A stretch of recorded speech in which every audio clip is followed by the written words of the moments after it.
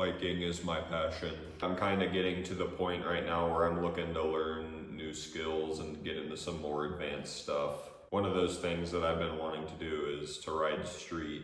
And my go-to mountain bike at the time is a 29-inch Cannondale Trail 8 in a large size. So not exactly ideal for street riding. Now what is ideal for that is either a BMX or a dirt jumper. I've been wanting a dirt jumper for about a year now for learning stuff like wheelies and bunny hops and manuals and stuff. But there's only one problem with that. I can't really afford one. So one day I got to thinking about maybe building my own out of spare parts. And after sleeping on it for a few weeks, I decided I'd finally do it. But I wasn't just gonna do it. I was gonna play limbo, not with a bar, but with the price. So you read the title, you know where I'm going with this, so let me just show you the bike. If you play your cards right and you spend your money at the right places, this is what a day's wages can get you. I'm gonna walk you through it and show you some of its quirks and features, but hopefully you'll find this bike as interesting as I do. So we gotta start with the frame. This is a Raleigh M60 Mountain Sport. This specific bike was a small frame XC bike. It has a small wheelbase, check. Short chain stays, check. Low seat tube, check. Short reach, check. And steep head angle, check.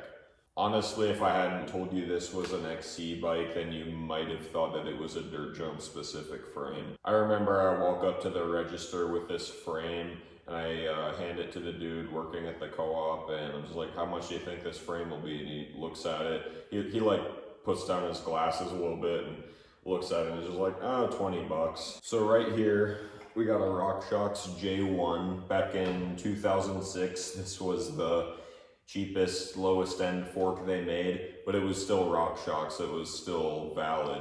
And honestly, to this day, it's held up fantastically. Like honestly, that coil fork is held up better than the one I've had on my Cannondale Trail 8 for like 2 years. And I can already hear your complaints in the comments.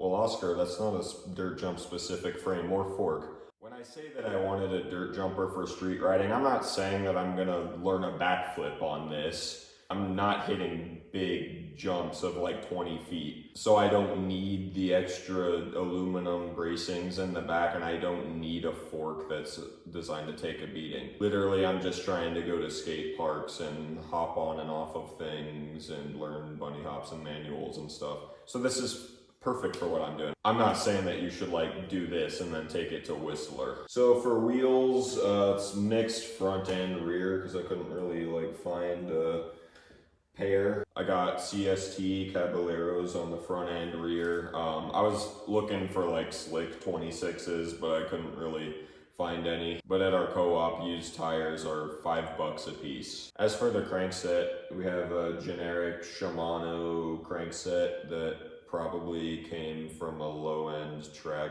or Specialized or something. Right now I have this set up as single speed, obviously, because it's a dirt jumper. This isn't a single speed specific chainring. I just had this laying around and I am using it on this and I haven't experienced any problems whatsoever, so I'm not gonna change it, cry about it. I know some of you bike snobs are looking at me and probably clicking off this video, but guess what? If it works, it works. And honestly, I love the silver. These pedals are just generic off of Amazon. I've used them for a while on my other bike and I honestly really like them even though they're generic. As for brakes, I'm just using these Tektro simple, cheap, low-end cable brakes. They're good, honestly. I got them off of my mountain bike. I wanted to upgrade to hydraulics on that. So I had them laying around and I decided, hey, you know what, why not use it for the dirt jump build? I was sure to leave enough housing for a bar spin because that's something I'm wanting to learn in the foreseeable future. And then these grips are $5 off of Amazon and honestly, they're good. They're lock-ons and they're grippy. They're actually really not that bad. This seat honestly might be the most fancy part on the bike. I got this off of my Klein Quantum because I hate it and it hurts my butt like a lot. But since it's a dirt jumper and you don't usually sit on the seat, I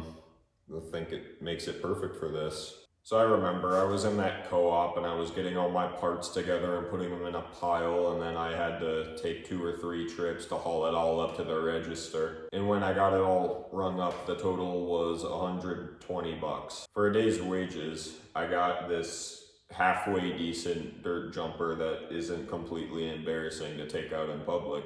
And honestly, I love the thing. I've been using it to practice my bunny hopping, which is something I definitely need to get better at. But I've been learning manuals and bar spins, and it hasn't been going well. Because I've only had this for about a week. But I'll continue to ride it and put on some hours and hopefully get to some progression soon. Okay, so I kind of lied to you about the price of the bike. It wasn't actually a day's wages. For me, it was $40 because I have a 75% off discount off of all the parts.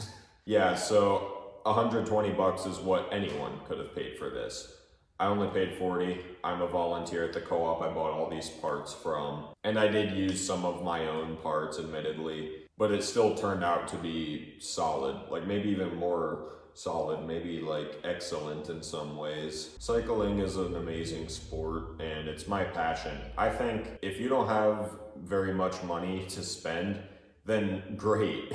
That doesn't mean you should have something awful. It just means you have to get creative with your spending, and I hope I helped you do that today. So if I have one piece of advice for you, it's buy used, reuse old parts. But I hope you found this video entertaining, and I hope that maybe it inspired you to build something of your own for dirt cheap. Thank you for watching, and God bless. I'll talk to you later.